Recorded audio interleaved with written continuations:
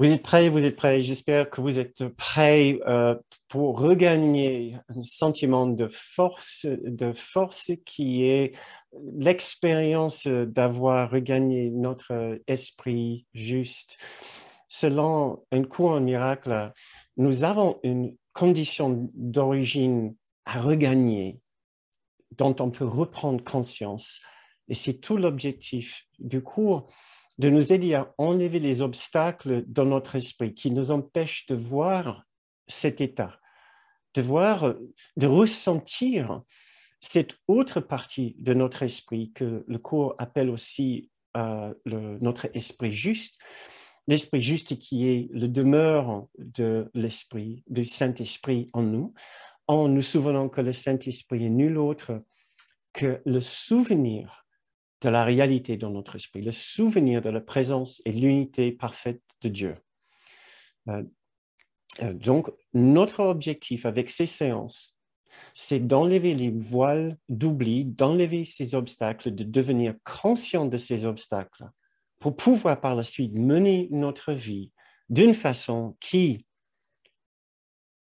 enlève systématiquement les erreurs de notre pensée, de notre perception tous les jours. Et à force, nous allons ouvrir un nouvel ancien espace dans notre esprit. Et dans cet nouvel ancien espace, nous allons commencer à ressentir plus de stabilité, plus d'équilibre, plus de force et bien sûr plus d'amour, de paix, de joie et de plénitude.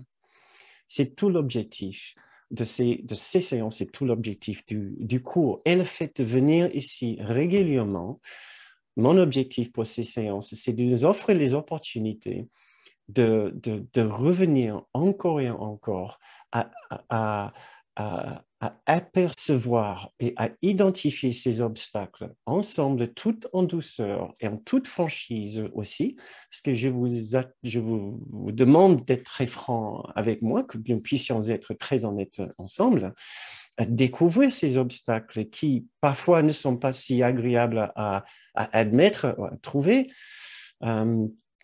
Et à force de nous entraîner, nous allons développer une sorte de vitesse intérieure, de clarté d'esprit pour ouvrir cette partie de notre esprit, pour exercer ce muscle de bienveillance, de gentillesse, de douceur, de patience et de pardon, et de développer une vraie habitude d'exercer cette réflexe, de regarder très vite, aussi vite que nous pouvons, là où nos pensées s'égarent, là où nous ne sommes plus dans la ligne de conduite que nous nous sommes fixés.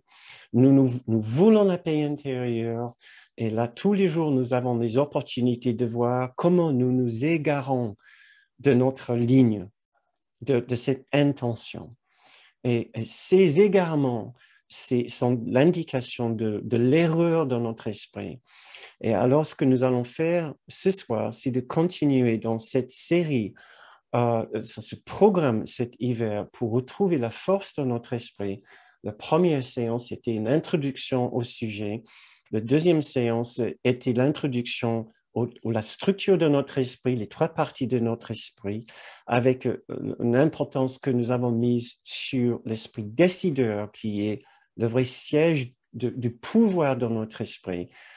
Et maintenant, pour avancer un peu plus loin, nous devons comprendre que pour ce qu'est la force dans notre esprit, pas simplement le lieu de force qui est l'esprit décideur en nous. Donc, je vous encourage, si vous êtes ici pour la première fois, de revoir la séance précédente qui explique cette structure, ce que c'est aussi l'esprit décideur. Maintenant, nous voulons savoir ce que c'est la racine ou l'origine de la force de l'esprit décideur dans notre esprit. Mais pour cela, nous devons aussi comprendre ce que c'est la base de la faiblesse. Nous n'allons pas pouvoir bien comprendre la force si nous ne comprenons pas ce que c'est les bases de ce sentiment de faiblesse et d'impuissance dans notre esprit. Donc, tout d'abord, quelques mini-extraits sur l'importance de faire le rapprochement entre l'amour que nous cherchons et un sentiment de force et d'invulnérabilité, parce que les deux vont de pair dans un courant miracle. Nous pouvons lire dans le chapitre 7, par exemple, l'amour est ton pouvoir. Donc, pouvoir ou force égale amour. L'amour est ton pouvoir et l'ego doit le nier. Il doit aussi nier tout ce que ce pouvoir te donne parce qu'il te le donne et parce qu'il te donne tout. Donc, l'amour est ton pouvoir. Regagner un sentiment de pouvoir, nous regagnons aussi ce sentiment d'amour. Un autre extrait du chapitre 10, et encore, si vous n'avez pas l'habitude de ces séances, vous n'avez pas besoin de marquer ces références, puisque je mets ces extraits avec les références dans le descriptif de chaque vidéo une fois montée sur YouTube. Un autre extrait, donc, le souvenir de l'amour s'accompagne donc d'invulnérabilité. Donc, une fois que nous nous souvenons de cet amour, nous ouvrons notre esprit à cet amour, cet sentiment, cette expérience sera accompagnée d'un sentiment d'invulnérabilité. Et dernièrement, l'amour du Saint-Esprit est ta force. Donc, il y a un vrai rapprochement entre l'idée d'amour et de force. Au cas où vous vous êtes posé cette question en tant qu'un étudiant du cours, pourquoi est-ce que nous parlons autant de force? Si vous faites une recherche par rapport au mot invulnérabilité, force et pouvoir, vous allez voir beaucoup de références, tellement nombreux que je ne peux pas tout citer ici maintenant. Nous avons déterminé lors de la dernière séance, donc, lors de la première séance, nous avons déterminé que revenir à un sentiment de force nous ferait le plus grand bien, surtout en cette époque que nous avons vécue, que nous sommes toujours en train de vivre. Nous avons entendu aussi dans le cours que ça ne sert à rien de se lamenter sur la condition du monde, puisque le monde n'est qu'une condition, n'est qu'une image extérieure d'une condition intérieure. Donc, mieux vaut chercher cette condition intérieure et guérir cette condition intérieure. Nous avons vu aussi que nous avons une responsabilité envers nous-mêmes, envers la force en nous, puisque, comme nous avons lu, tout pouvoir nous est donné dans notre esprit, bien sûr.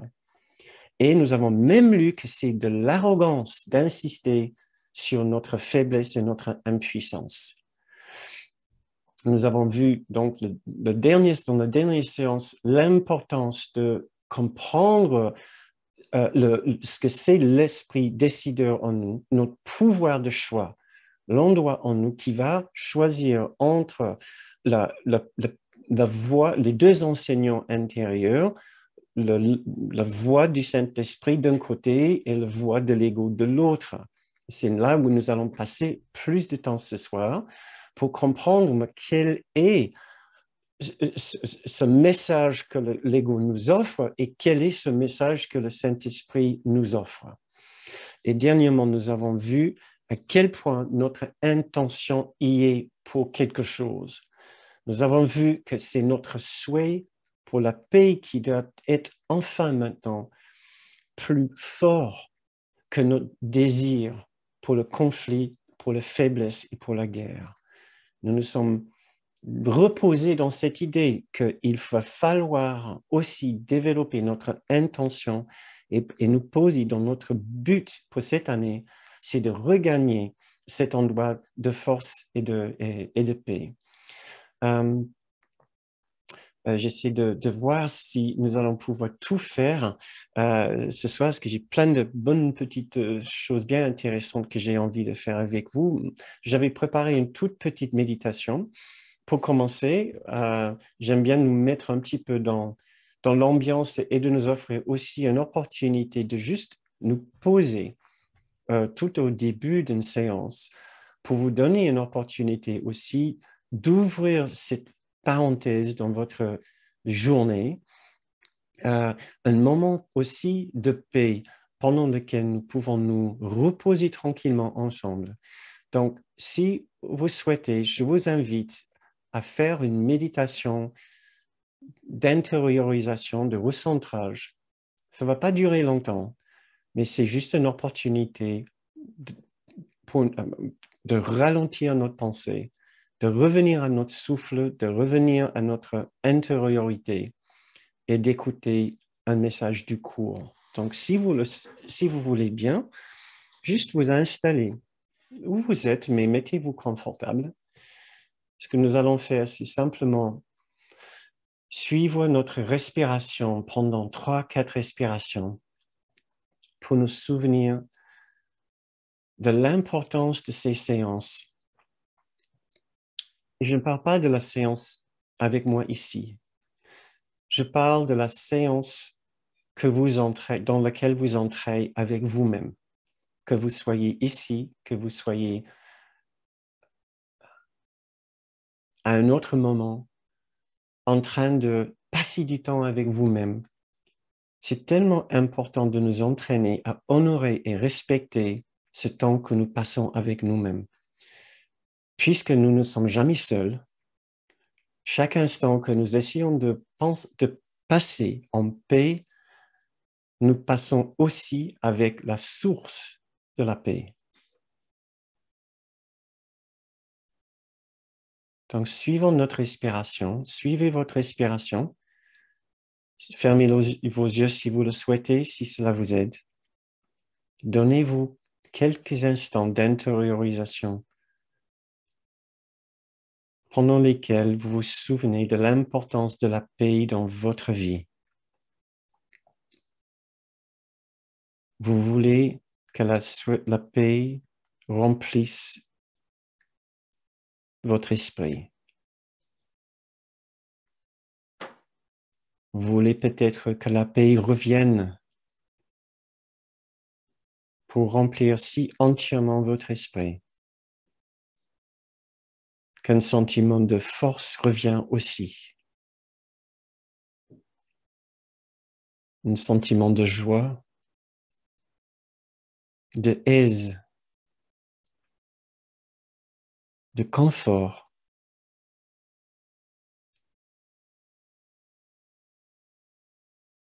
Un sentiment de profonde bienveillance. Et bien sûr, un sentiment de profond amour. Nous nous offrons cet instant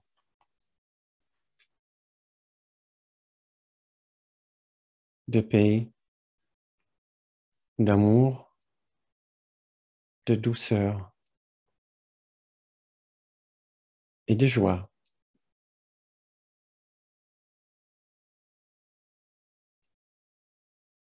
Dans la confiance que c'est le souhait le plus cher de notre guide, que nous acceptions enfin ces dons qu'il nous offre.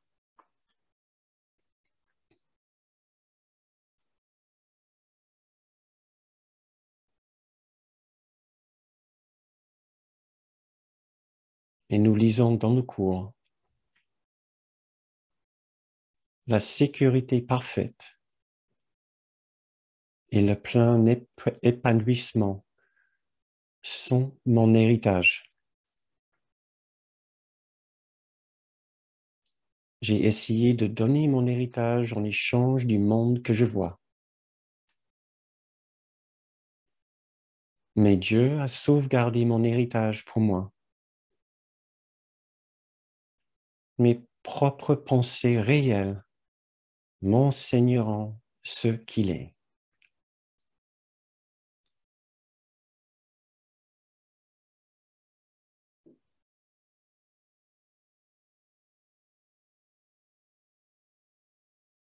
Nous en aurons encore juste un instant de plus.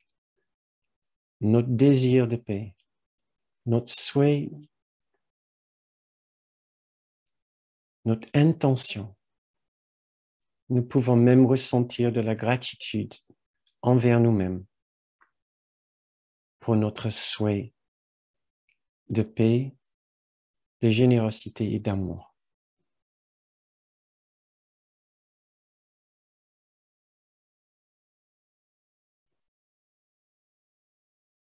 Très bien. Quand vous vous sentez prêt, je vous invite à revenir vers nous et à ouvrir vos yeux.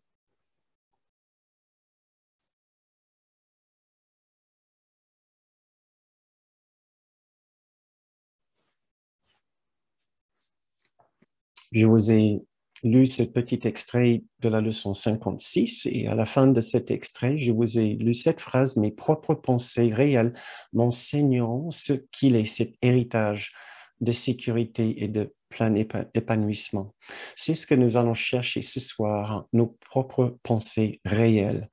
Nous allons les trouver dans la partie de notre esprit que le cours appelle l'esprit juste, que j'appelle aussi souvent notre sanctuaire intérieur. Si nous n'avons pas une impression d'être fort face à tous les défis et tous les challenges auxquels nous devons faire face dans ce monde, c'est parce que l'ego en nous nous a convaincus du contraire, qu'il y a de la faiblesse en nous, qu'il y a une raison d'être faible. Et donc, nous allons nous poser la question ce soir: pourquoi est-ce que l'ego est si fort dans notre esprit? D'où est-ce qu'il tire cette force? Et parce que pour bien comprendre comment accepter la force en nous, nous devons bien éplucher cette question de faiblesse, de sentiment d'impuissance par rapport à l'ego. Souvenons-nous aussi, qu'est-ce que c'est un sentiment de faiblesse, au cas où vous êtes tenté de croire que non, je ne ressens pas spécialement une impression d'insécurité et de faiblesse. Ici, nous parlons très, très généralement de l'idée de faiblesse, donc ça inclut toute absence, la moindre absence de paix, de sécurité et d'amour et de tendresse et de générosité et d'abondance. Tout ce qui nous fait penser qu'il y a une condition quelconque de bienveillance et de bonté qui manque dans notre vie, ça équivaut à un instant de faiblesse ou d'insécurité et d'impuissance ou de vulnérabilité ici. Donc, vous pouvez faire le tour dans votre esprit pour essayer de voir, est-ce qu'il vous arrive de connaître des instants où il y a une quelconque absence de paix. Je pense que ça sera très, très rare. La personne qui ne constate aucune absence de paix dans sa vie. Donc voilà, dans ce cas-là, je dirais que vous êtes particulièrement de bienvenue ici ce soir et j'espère vous offrir une séance qui va vous aider à comprendre un peu la nature de cette absence de paix. Mais tout d'abord, nous pouvons nous poser quelques questions par rapport à cette condition de sentiment de faiblesse. Comme j'aime faire pendant ces séances, au lieu de juste vous donner des informations comme les vérités que chacun doit accepter, je préfère nettement vous poser quelques questions pour que vous puissiez les contempler et voir s'il y a une résonance intuitive dans votre esprit. Par rapport à cette question justement de faiblesse, nous pouvons parler d'un sentiment d'être dépourvu de moyens face à des courants dans notre esprit qui nous prennent, qui nous submergent et qui nous ne laissent quasiment pas le choix que de suivre une certaine direction dans notre esprit qui ne nous emmène pas vers la paix intérieure, mais bien en dehors de la paix intérieure, c'est-à-dire vers l'énervement, l'irritation, une absence de paix, comme nous avons dit, mais pour parler plus précisément d'absence de paix, vers un sentiment d'injustice, un sentiment de tristesse ou de peur, insécurité, ou aussi vers un sentiment de colère, d'opposition, un sentiment aussi de honte ou de culpabilité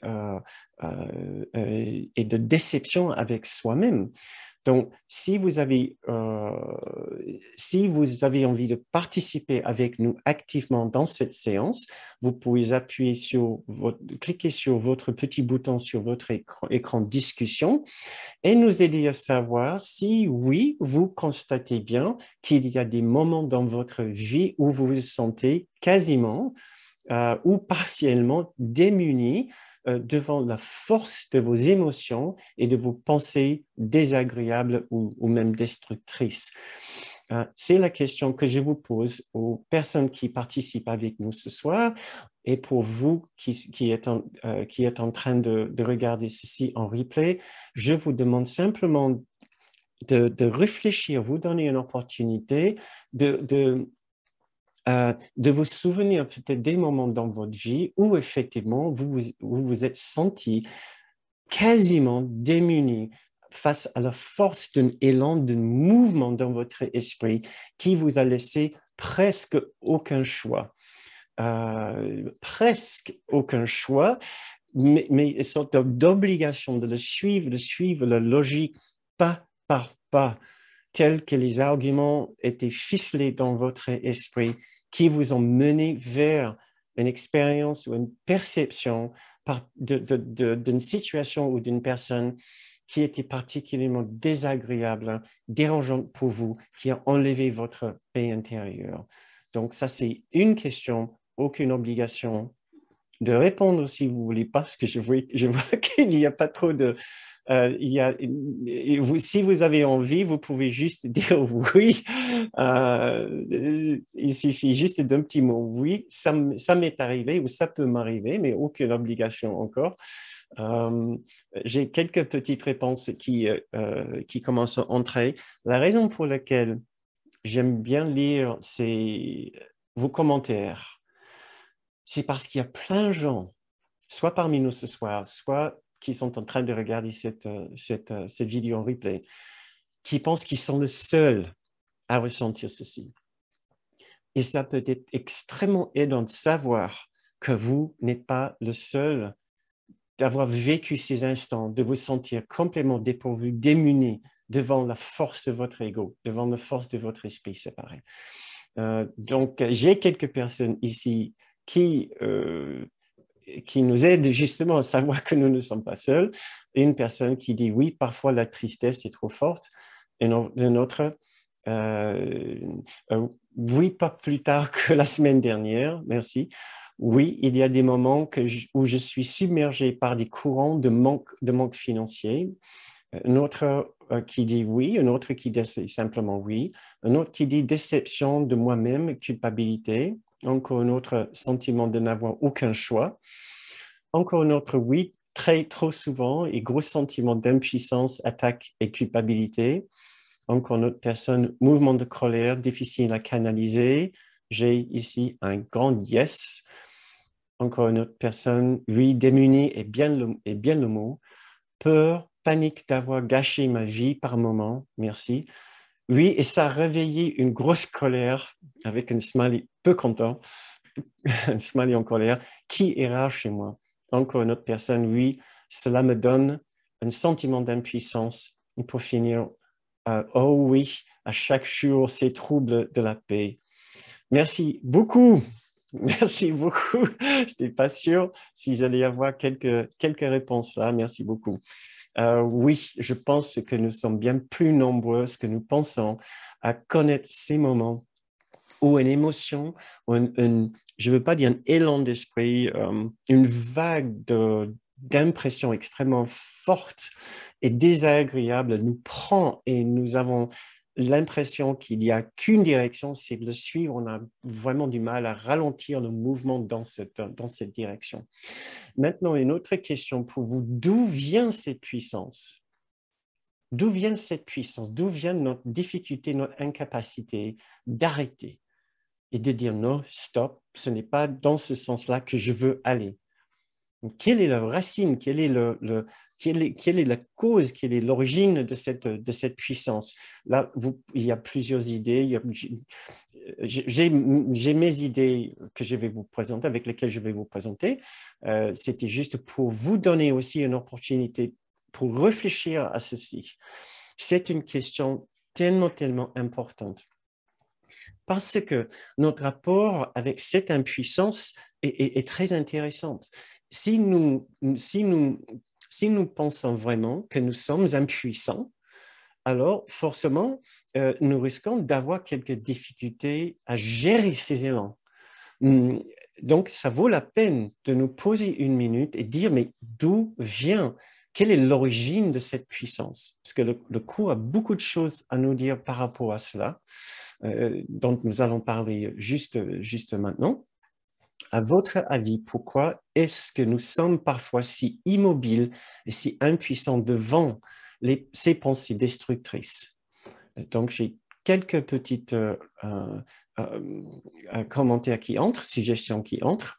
Une personne qui suggère de l'habitude, une autre, la force de la peur, de mes peurs. Encore une autre, ma culpabilité de la séparation avec ma source. C'est parfois un automatisme. La peur de la puissance de notre soi, prise au dépourvu. Encore une dernière personne, l'injustice. Merci beaucoup. Je vois deux autres commentaires ici. Pour remplir notre vide intérieur, la peur semble être comme un réflexe, un conditionnement. Encore une autre, l'automatisme et peur de voir l'alternative. Et parfois, j'ai l'impression que je n'ai pas compris le mode d'emploi de mes émotions. Très bien.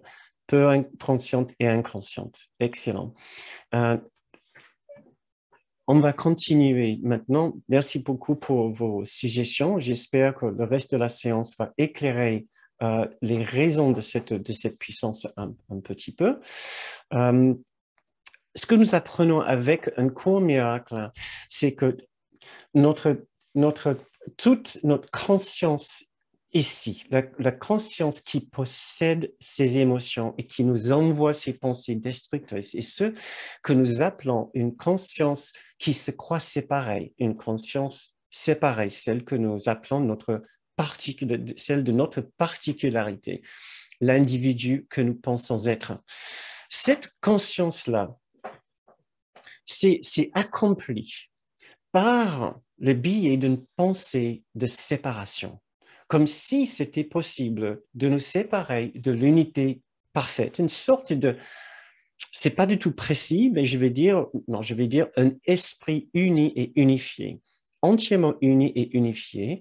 Cet esprit, c'est celui de Dieu. Dieu n'est nul autre que cette unité parfaite, l'unité d'amour parfait. Nous avons cru possible une séparation d'avec cet esprit. À ce moment-là, nous nous sommes dotés d'une impression d'avoir une conscience séparée. Mais comme nous avons vu lors d'autres séances, puisque le seul domaine de perfection, c'est l'unité, l'unité est aussi le domaine d'amour parfait, de plénitude et d'innocence et de perfection. Le fait de se croire séparé est aussi le fait de se croire responsable pour la séparation. Voilà, on va le dire comme ça. Quelque part, nous savons responsables pour cette séparation, prétendue séparation, et cette séparation n'est pas vécue d'une façon anodine. Cette séparation est venue ou vécue avec une charge immense, une charge émotionnelle, si vous voulez, immense. Quelle est cette émotion? C'est une émotion ou c'est le sentiment de culpabilité.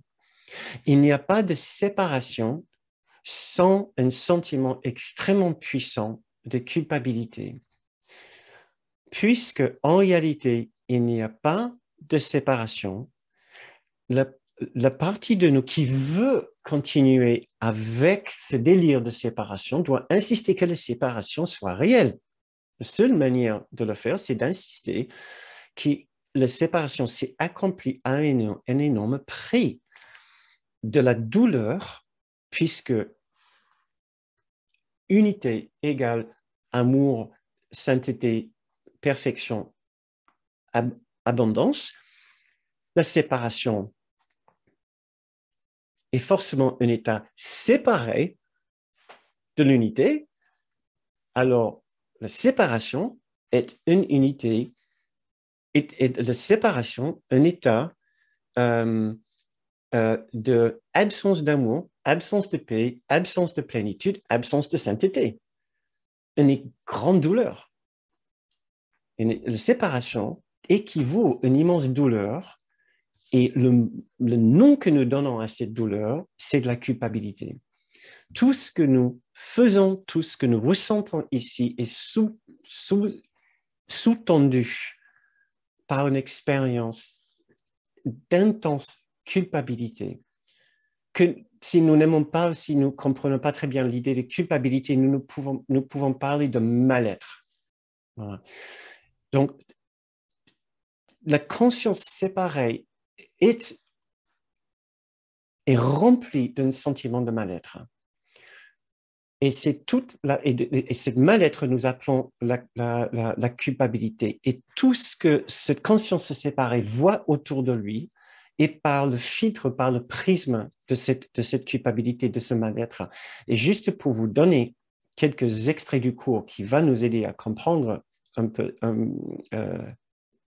ceci, l'ego croit que le pouvoir, la compréhension et la vérité résident dans la séparation. Donc, ça établit d'abord où il se situe. Donc, pour l'ego, la séparation est extrêmement importante. Il croit que tout pouvoir, compréhension et vérité réside dans la séparation. Deuxième extrait, si l'ego est le symbole de la séparation, il est aussi le symbole de la culpabilité. Encore un autre, sans culpabilité, l'ego n'a pas de vie. Donc, maintenant, j'essaie d'enchaîner avec cet autre extrait ici qui nous aide à voir comment la culpabilité se transfère en peur. Donc, nous voyons que conscience séparée veut dire culpabilité, veut dire mal-être, et c'est le filtre par lequel nous allons vivre notre vie maintenant. Et c'est le contenu de l'esprit faux. Et cette culpabilité mène à une condition de peur et de faiblesse. Comme nous lisons dans cet extrait ici, chaque fois que tu réponds à ton ego, tu éprouves de la culpabilité et tu as peur d'être puni. Kenneth Wapnick nous disait que la peur est la réaction et is a psychological effect et l'effet psychologique de la culpabilité. La façon psychologique dont nous vivons la culpabilité, c'est la peur. Chaque fois que tu réponds à ton ego, tu éprouves de la culpabilité et tu as peur d'être puni. L'ego, pour continuer à lire cet extrait qui est très intéressant, l'ego est une pensée pleine de peur, littéralement. Aussi ridicule que puisse être pour un esprit saint l'idée d'attaquer Dieu, ça veut dire de vouloir briser l'unité du ciel, n'oublie jamais que l'ego n'est pas saint. Il représente un système délirant et il parle pour lui. Écouter la voix de l'ego signifie que tu crois qu'il est possible d'attaquer Dieu et qu'il est une partie de lui que tu lui as arrachée. S'ensuit la peur d'une riposte venant de l'extérieur. Parce que la gravité de la culpabilité est si aiguë qu'elle doit être projetée. On n'arrive pas à garder en nous ce sentiment de culpabilité. Nous allons le projeter à l'extérieur. À ce moment-là, nous allons avoir l'impression qu'une riposte, qu'une punition, qu'un châtiment va venir de l'extérieur. Donc, nous voyons vite que conscience séparée, culpabilité, peur, et pas une petite peur non plus, nous vivons dans ce monde ici si nous sommes imprégnés de cette idée de conscience séparée, d'individualité, de particularité. Nous ne pouvons pas échapper à ce sentiment de culpabilité et donc de peur. Si parfois nous sommes dans l'emprise d'un sentiment de peur, d'insécurité et de faiblesse. Ça vient d'un sentiment de culpabilité, mais la culpabilité est endémique et complètement imprégnée et indissociable de la conscience séparée, du fait de se croire avoir une conscience qui est séparée de l'unité et séparée de la conscience d'autres personnes. Nous apprenons dans nos cours que les consciences, les esprits sont unis. Les esprits sont unis. Et c'est ce que nous devons découvrir ou comprendre ou dévoiler dans notre propre esprit à force. Mais nous en venons justement. Maintenant, pourquoi est-ce que ça reste et pourquoi est-ce que ça a autant de force dans notre esprit? C'est à cause de l'attraction de la culpabilité. Si c'est aussi difficile de dire non à ces élans de culpabilité, de peur, et qui dit culpabilité, de peur, ce que j'ai oublié de dire, dit également honte et colère, un sentiment d'injustice. Donc, l'ensemble de tout ce dont nous avons parlé tout à l'heure, toutes les différentes pensées destructrices et des émotions intenses et désagréables que nous pouvons connaître ont leur racine dans cet enchaînement de séparation, culpabilité et peur. Et maintenant, pourquoi est-ce que ça reste? C'est à cause de l'attraction de la culpabilité qui est, nous lisons dans le chapitre 19, le premier obstacle à la paix. Donc, il y a un magnifique chapitre, The Obstacles to Peace, les obstacles à la paix. Et le premier obstacle n'est pas la peur de la culpabilité, mais l'attraction de la culpabilité. Et donc, nous lisons ici, tant que la culpabilité reste attirante, l'esprit souffre et ne lâche pas prise de l'idée de péché. Ne lâche pas prise. Donc là, ça commence à nous aider beaucoup à savoir pourquoi nous nous sentons parfois démunis face à ces émotions fortes et puissantes, que ce soit un sentiment de peur et donc de vulnérabilité ou autre. C'est parce qu'il y a une partie de nous qui ne veut pas en lâcher prise à cause de l'attractivité, l'attraction de la culpabilité. Je continue, car la culpabilité l'appelle encore et l'esprit l'entend et s'enlanguit, qui se fait captif, volontaire de son attrait malade. Je trouve cette phrase exceptionnelle. Je lis l'ensemble.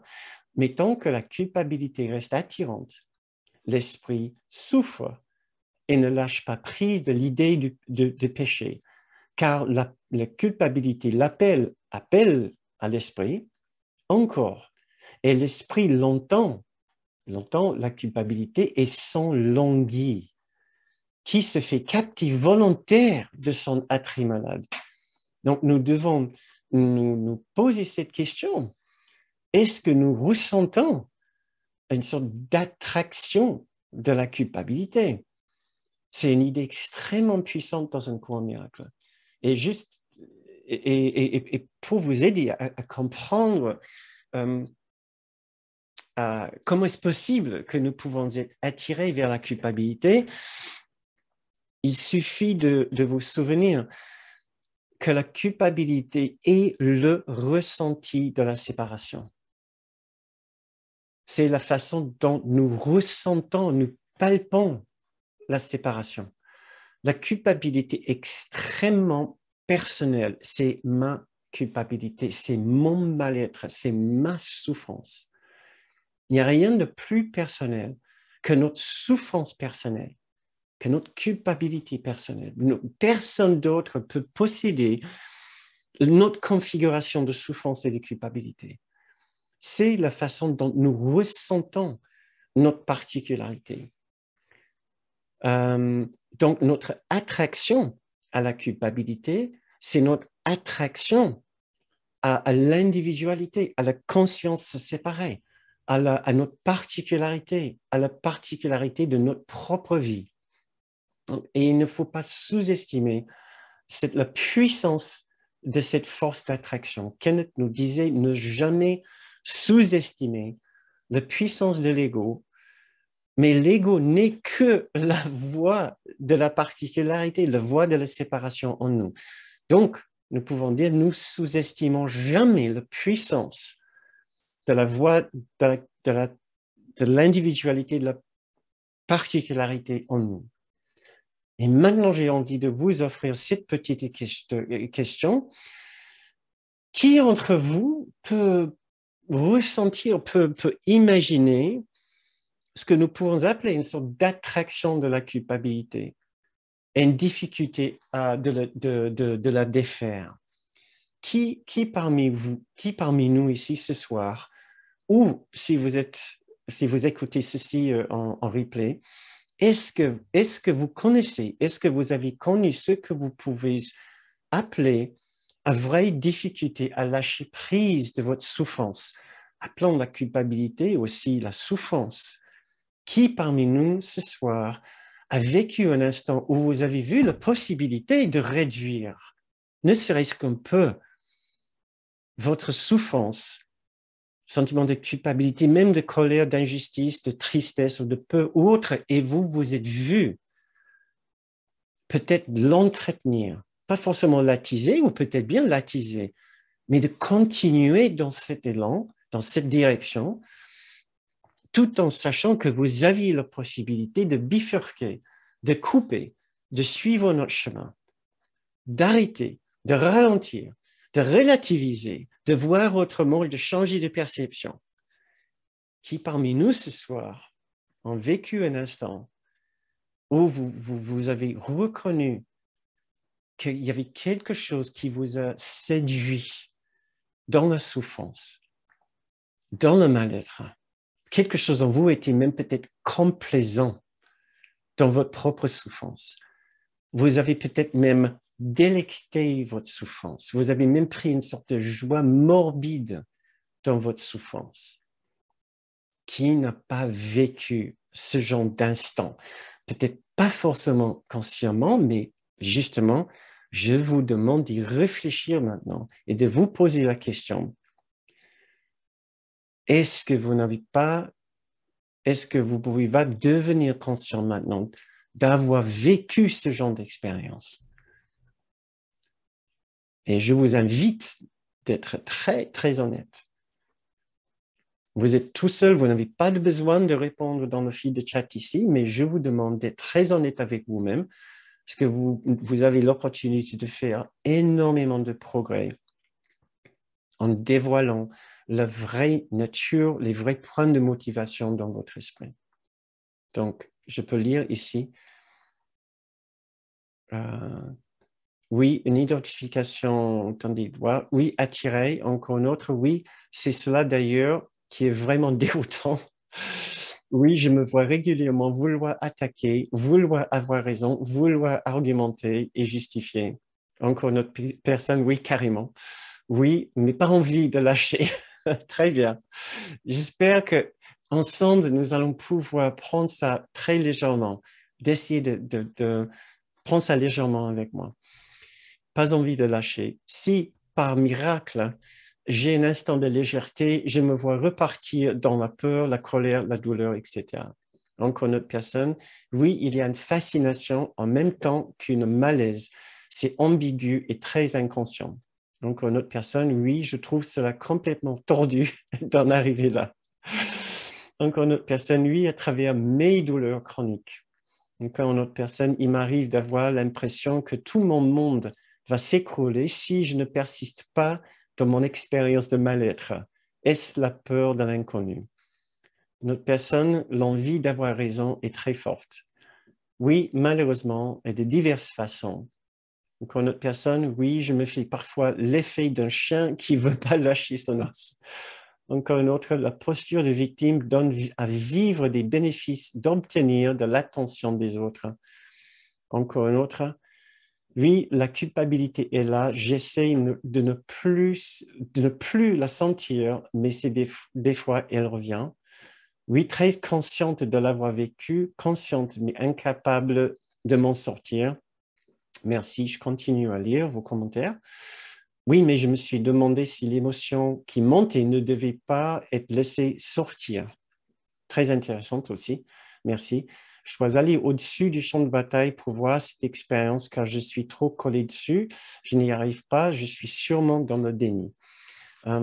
Maëlle, très intéressant ce que tu as dit là. J'aimerais bien revenir dessus, mais peut-être pendant les questions-réponses après. Merci. Donc, pour avancer, merci beaucoup. Essayez de prendre conscience de ce que nous venons de dire ici. C'est que nous pouvons, excusez-moi, nous pouvons effectivement constater qu'il y a une partie de nous qui est, comme je vous ai dit tout à l'heure, qui a ressenti un instant d'être démuni et dépourvu devant ces émotions fortes. Nous avons dit largement oui, mais est-ce que nous voyons maintenant qu'il y a une partie de nous qui veut être démunie et dépourvue? Et c'est pour ça que nous sommes démunis et dépourvus. C'est-à-dire, nous sommes très attirés vers cette condition. Donc maintenant, nous devons avancer un petit peu et de savoir quelles sont les possibles solutions ici. Ce qui est exceptionnel avec un cours miracle, c'est qu'il nous donne le schéma, le trame de fond pour toute notre psychologie individuelle. Il nous dit séparation égale culpabilité et mal-être. Hein. Qui veut garder la séparation est très fortement attiré vers cette mal-être, vers cette souffrance. Pour défaire la souffrance, il va falloir défaire le sentiment de culpabilité pour pouvoir accéder à nouveau à un brin de sentiment d'unité et d'union. Donc, on fait le chemin dans le sens inverse. Il faut regarder la souffrance, voir que c'est basé sur un sentiment de culpabilité qui est basé sur un sentiment de séparation.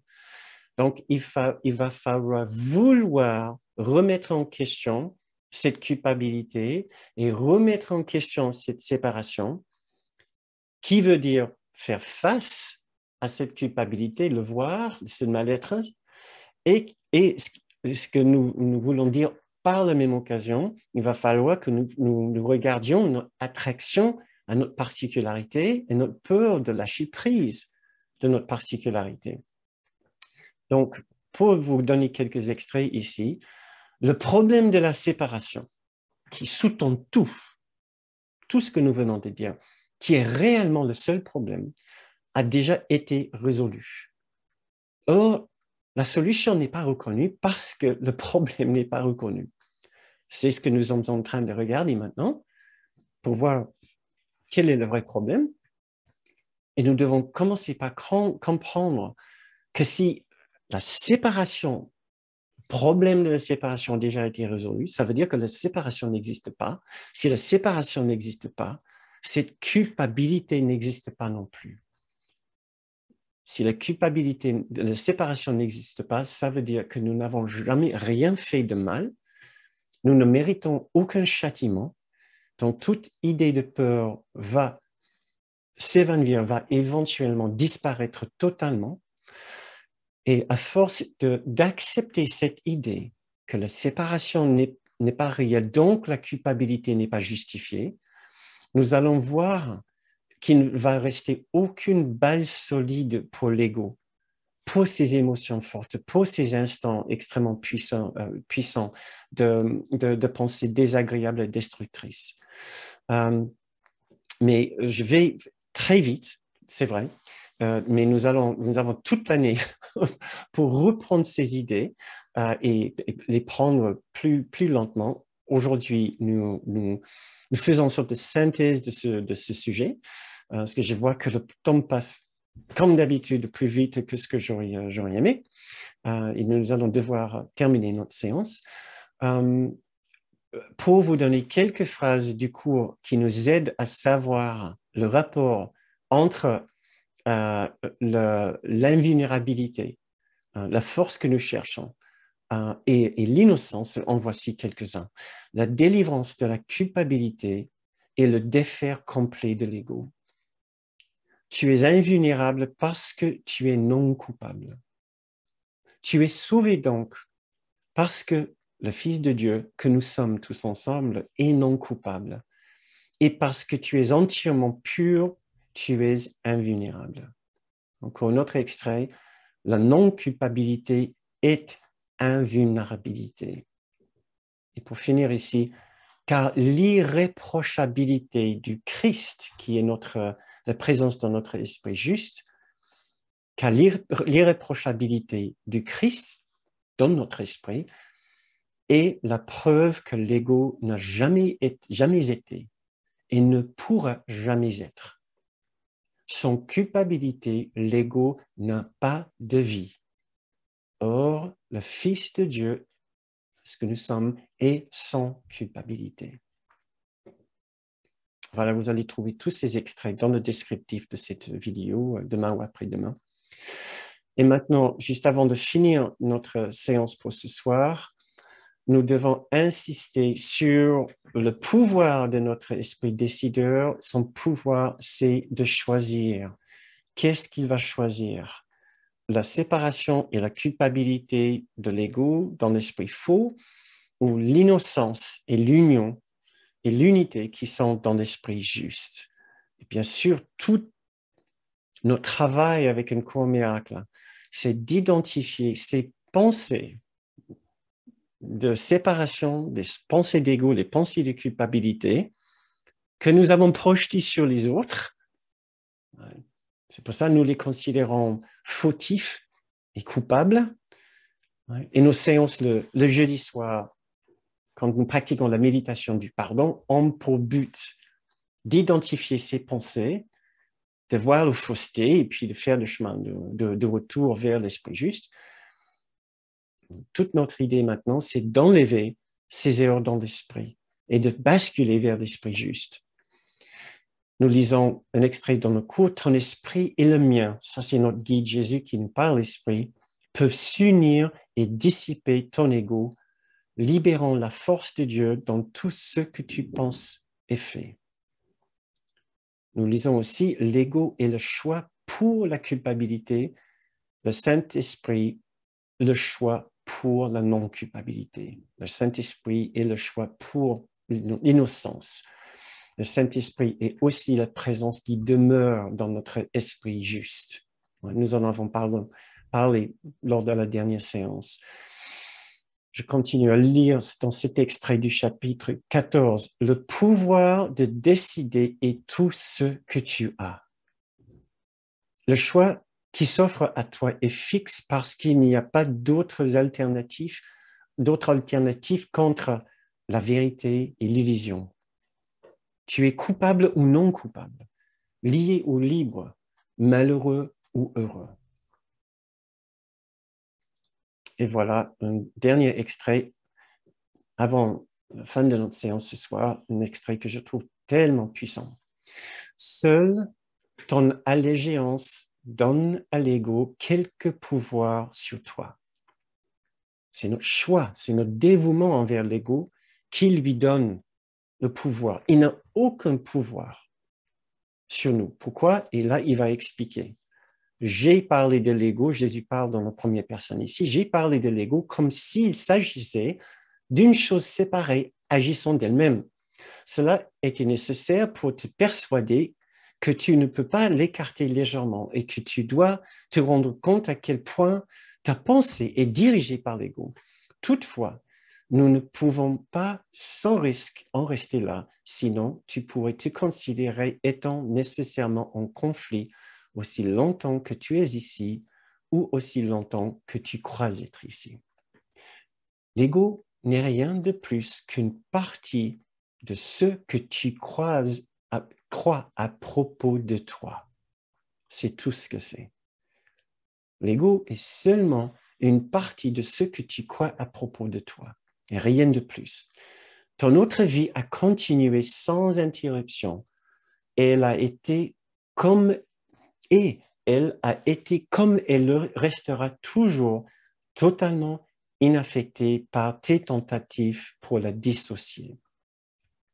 L'ego n'a aucun pouvoir parce que c'est juste une partie de notre propre esprit. Il faut que nous arrêtions de donner notre dévouement à cette partie de nous. Chers amis, je vous invite maintenant à notre méditation pour finir cette séance. Lors de cette méditation, nous allons méditer notre choix de nous souvenir de notre innocence.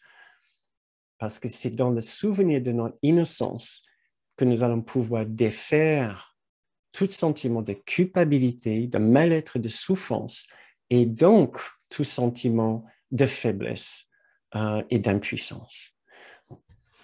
Je vous demande de vous préparer pour quelques instants de paix pour finir notre séance ce soir. Respirons ensemble 2 ou 3 fois. J'aime tellement cette idée, ça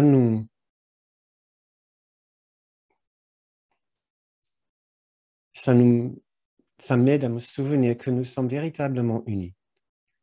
Nous sommes tous en train d'y respirer tout tranquillement en même temps maintenant, dans le simple désir de nous souvenir de ce qu'est notre vérité, de ce que nous sommes en vérité. À votre rythme, remplissez vos poumons.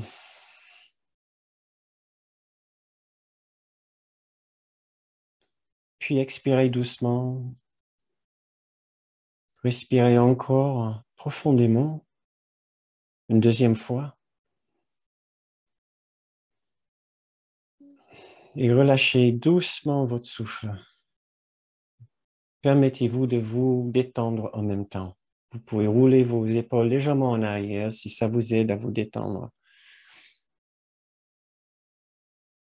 Vous pouvez apporter votre attention sur votre souffle en préparation pour cet instant de méditation. Calmons notre esprit pour que notre esprit soit plus réceptif à ces idées. Laissons ces idées s'imprégner au plus profond de nous. Et je vais vous lire quelques extraits du cours. Si tu mets de côté la voix de l'ego, aussi fort qu'elle puisse sembler appeler, si tu n'acceptes pas ces dons mesquins qui ne te donnent rien que tu veuilles réellement,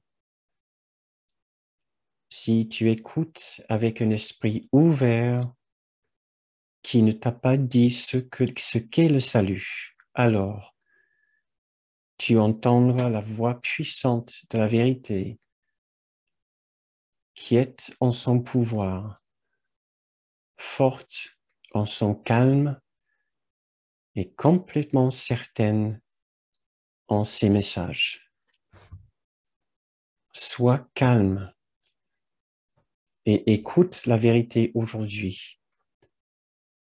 Chaque fois que tu passes 5 minutes à écouter, un millier d'esprits s'ouvrent à la vérité et ils entendront la sainte parole que tu entends. Quelle est cette vérité? Ton innocence est garantie par Dieu.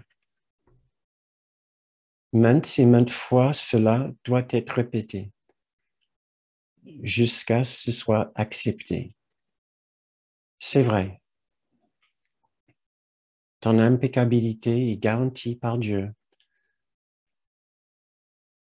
Rien ne peut la toucher ni changer ce que Dieu a créé éternel. Le soi que tu as fait, mauvais et plein de péchés, est insignifiant. Ton impeccabilité est garantie par Dieu. Et la lumière, la joie et la paix demeurent en toi. Tu es et seras à jamais exactement tel que tu fus créé. La lumière, la joie et la paix demeurent en toi parce que Dieu les a mises là. Essaye de ne pas interférer avec le soi que Dieu a créé toi, en cachant sa majesté derrière les minuscules idoles du mal et de la peccabilité que tu as faites pour le remplacer. Laisse-le être soi-même. Te voici. Ceci est toi. Et la lumière, la joie et la paix demeurent en toi parce qu'il en est ainsi.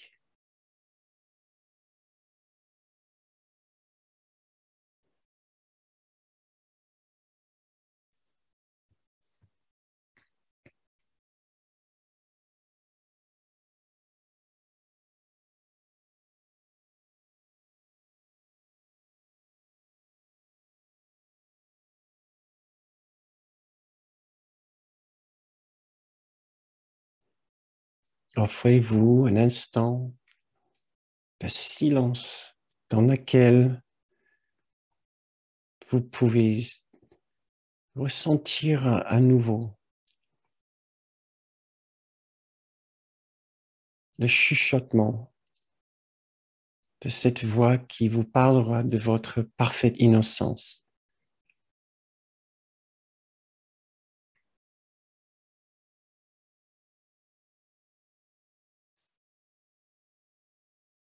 Aucune histoire de culpabilité que l'ego peut nous raconter.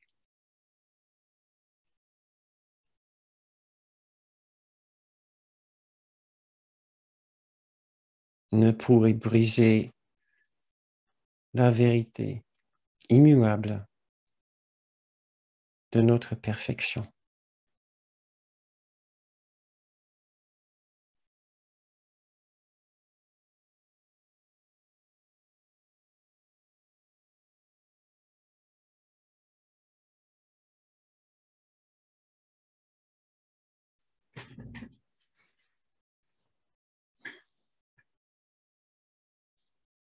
Très bien.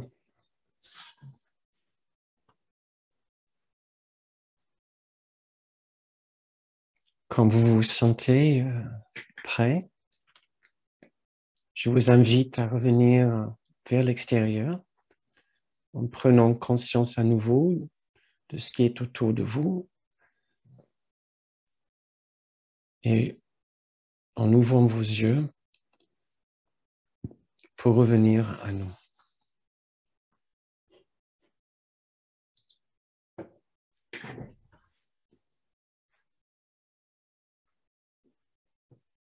C'est la fin de notre séance de ce soir. Je vous remercie beaucoup de votre participation. Vous le savez peut-être déjà, mais peut-être si vous êtes ici pour la première fois, je peux vous rappeler que ces séances existent grâce à un fonctionnement assez différent et peut-être novateur. Nous offrons ces séances sur la base d'une participation libre et consciente, c'est-à-dire que nous dépendons entièrement de vos contributions pour pouvoir produire ces séances, les préparer et préparer les vidéos par la suite, les newsletters et les rappels. Donc, cela nous permet d'offrir ces séances au plus grand nombre, peu importe vos revenus ou les situations que vous traversez actuellement. Bien sûr, cela veut dire que nous dépendons de vous et de votre volonté, bonne volonté de contribuer activement à ces séances, une contribution que vous pouvez faire en allant sur notre site bernardgroom.com. Nous vous remercions d'avance pour toute votre aide et nous vous remercions bien sûr particulièrement chaleureusement si vous avez déjà contribué. Merci à nouveau. Très bien. Sans tarder maintenant. Donc, j'ouvre vos micros, c'est-à-dire que vous avez la possibilité, euh, vous avez la possibilité maintenant de discuter, d'ouvrir votre micro et discuter avec nous. Et je vois que Brigitte a déjà levé sa main. Donc, Brigitte, si tu veux ouvrir ton micro, je me ferai un grand plaisir à te parler quelques minutes. Oui, merci Bernard. Merci pour la séance. Et je me permets de te poser une question parce que j'ai lu tout à l'heure dans le fil de chat une observation que je retrouve régulièrement sur le groupe et en fait à laquelle je ne sais pas très bien répondre. Et peut-être que tu vas pouvoir nous éclairer. C'était une participante là ce soir, je crois que c'est Maëlle qui disait à un moment, oui, je ressens cette émotion souffrante et je ne peux pas m'empêcher de la laisser sortir. Est-ce qu'il ne vaut pas mieux la laisser sortir d'ailleurs?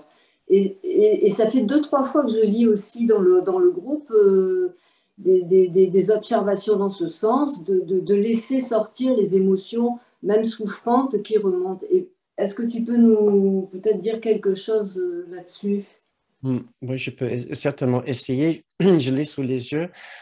Maëlle qui a écrit, oui, mais je me suis demandé si l'émotion qui montait ne devait pas être laissée sortir. Est-ce que je ne dois pas la laisser sortir justement pour s'exprimer dans l'idée, avec l'idée, j'imagine, sous-jacente que c'est pas bien de le laisser enfoui, de le laisser presque l'étouffer à l'intérieur de soi. Je dirais que ça dépend là où vous êtes dans l'expression et de validation de cette expérience. Dans certains cas, je dirais que oui, c'est important et en fait, je me souviens bien de Kenneth Wapnick qui s'est exprimé sur ce sujet aussi. Il a dit que si vous avez peur de la conséquence de laisser sortir cette émotion, c'est bien peut-être de s'entraîner pendant un certain temps de le faire, de se permettre de le faire pour voir que nous n'avons pas ce pouvoir de briser la réalité autour de nous avec notre émotion. Parfois, nous pouvons avoir tellement peur de notre condition, de notre émotion forte, nous avons l'impression que nous allons détruire quelque chose, l'harmonie d'autres personnes ou l'esprit d'autres personnes, si nous laissons sortir notre vérité, ce que nous sommes réellement en train de vivre. Donc, nous avons l'impression d'être obligés de vivre une fausse vie ou d'étouffer notre véritable expression et de mettre une sorte de face d'innocence pour prétendre à ne pas vivre une expérience forte. Kenneth nous disait à ce moment-là, ça peut être effectivement bénéfique d'une façon thérapeutique de voir qu'on peut exprimer des émotions fortes et cela ne va pas euh, euh, euh, les mots du cours me viennent, j'essaie de trouver d'autres mots. Cela ne va pas briser le ciel. Voilà, ce que Kenneth disait, que tant que nous avons peur de notre émotion, nous avons toujours l'impression que nous avons la capacité de reproduire ce que nous avons fait au début, c'est-à-dire de détruire le ciel avec notre ego, avec notre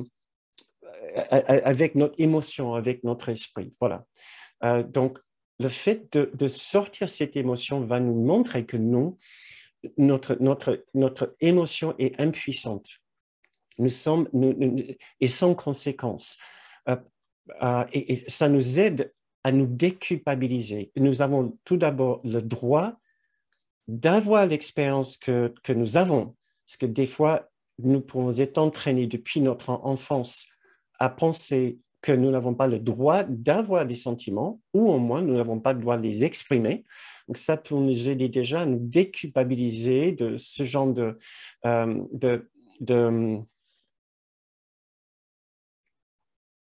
de messages imprégnés de notre enfance, de programmation de notre enfance, que nous n'avons pas le droit.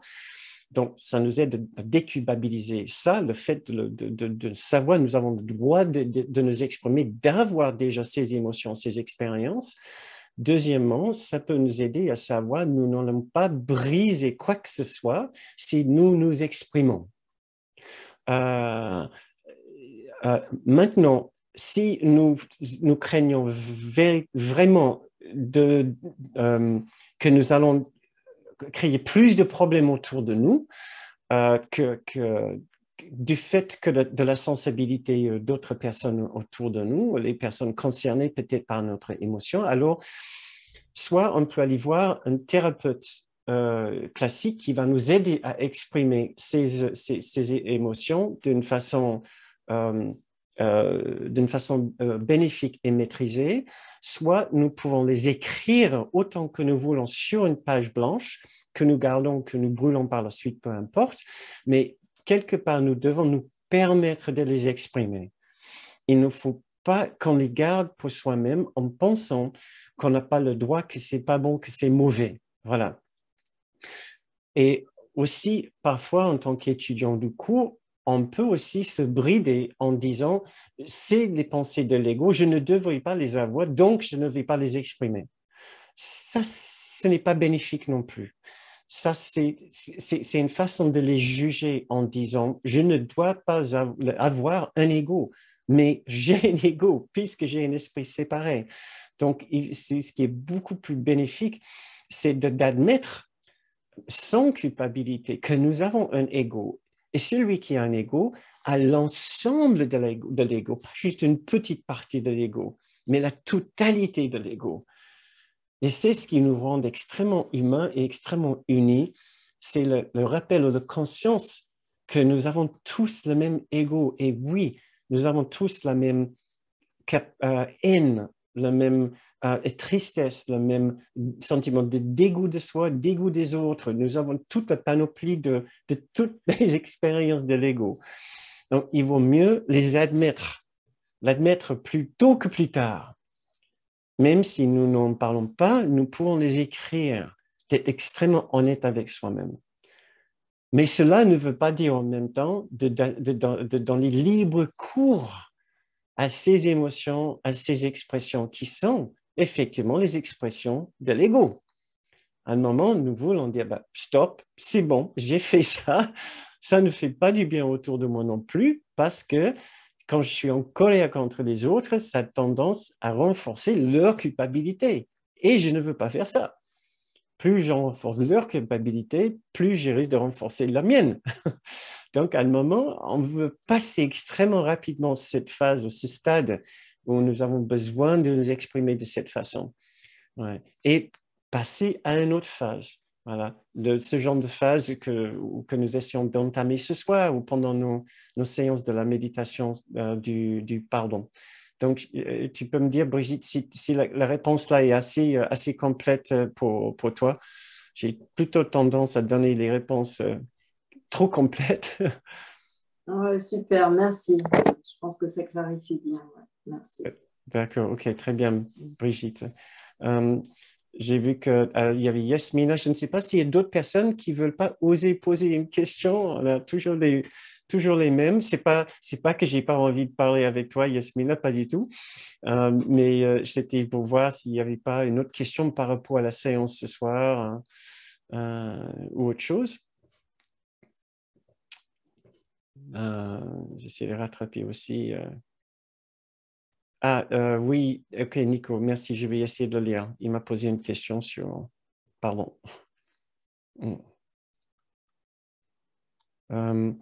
Ok.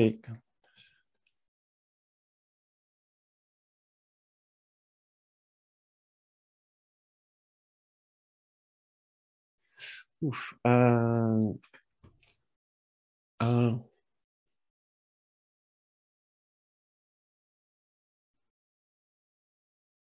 Ok. Je crois qu'on a eu une question comme ça une autre fois. La question, c'est est-ce que suivre l'ego est forcément négatif? C'est un peu comme ça que je l'interprète. Ce n'est pas exactement les mots dans lesquels cette question a été posée. Est-ce que parfois les éléments de ce que nous pouvons dire, les éléments de l'ego sont forcément négatifs ou est-ce que est-ce qu'on ne doit pas parfois suivre les élans de l'ego? Par exemple, les plaisirs du corps, que ce soit pour la nourriture, des choses très sensuelles, la nourriture, ça peut être pour la danse, pour la musique, pour le plaisir physique quelconque, que ce soit le sexe ou autre chose, même le sport. Est-ce que c'est forcément négatif si ça ramène vers le corps et le corps est le symbole de l'ego? J'entends bien Kenneth Wapnick qui disait non, tout est une question de l'utilisation que nous faisons du corps et de ce qui fait le corps. Le corps peut être utilisé aussi bien par la partie hautement noble et spirituelle de nous, c'est-à-dire par l'esprit juste, par le Christ en nous, par le grand soi, que par l'ego. La façon dont on parle à quelqu'un, on peut être en train de parler avec l'ego en nous, avec le grand soi, avec le Christ en nous. Et c'est pareil pour absolument tout que nous participons à une fête. Nous pouvons utiliser ça comme une opportunité de nous unir à tout le monde, de voir tout le monde pareil.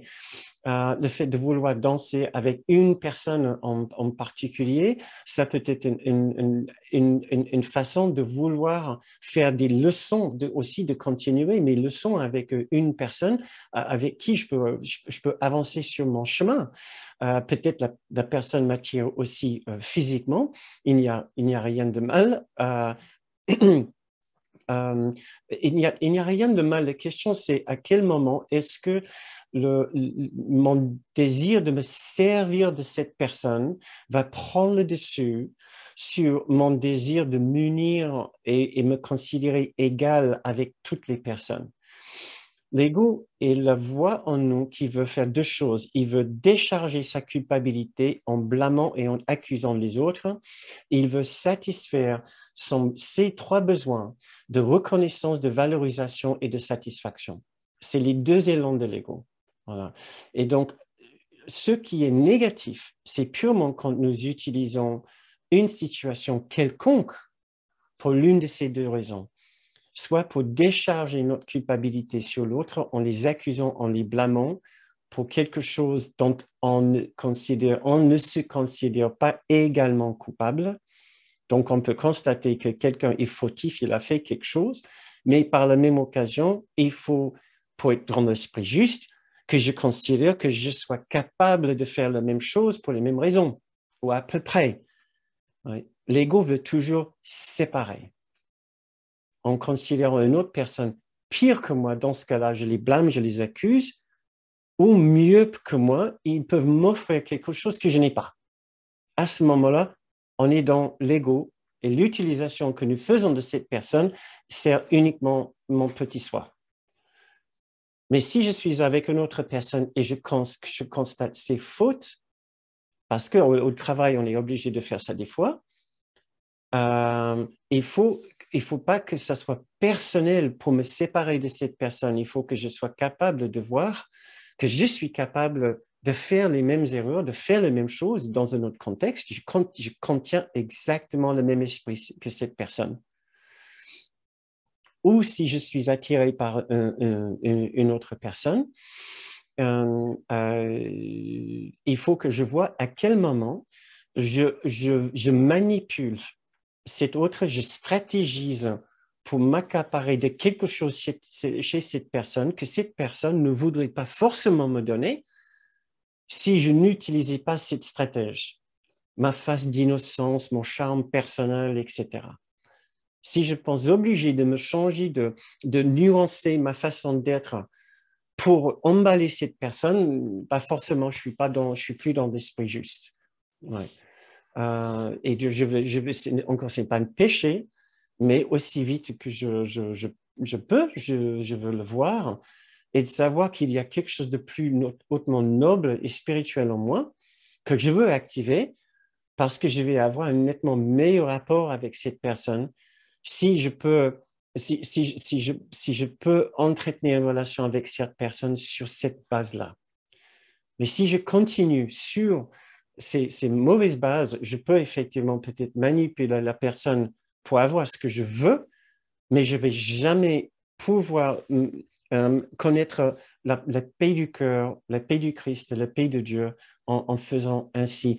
Je peux juste très temporairement satisfaire le besoin de mon ego pour ses satisfactions personnelles et ça sera de très courte durée. Et le sentiment de satisfaction à force va mener aussi vers plus de culpabilité et de mal-être. Donc, je ne sais pas si ça aide avec cette question. Je vois qu'il y a des gens qui commencent à partir puisque nous sommes déjà à 10 heures. Je ne sais pas comment je fais. C'est encore un mystère pour moi. Mais bon, je vous invite maintenant à brancher vos micros pour que nous puissions finir notre séance juste à temps, il est 21h59. Non, mais peu importe, c'est pas grave si on dépasse d'une minute ou deux, mais je sais que vous avez aussi envie de faire autre chose avec votre soirée. Nous sommes déjà 1h30 ensemble, c'est déjà largement assez. Donc, je vous remercie encore du fond du cœur d'avoir participé si activement ce soir. Merci beaucoup. Et nous vous invitons à revenir nous voir jeudi prochain ou quand nous allons continuer nos séances de méditation sur le pardon. Donc, merci encore. Je vous souhaite une très bonne soirée.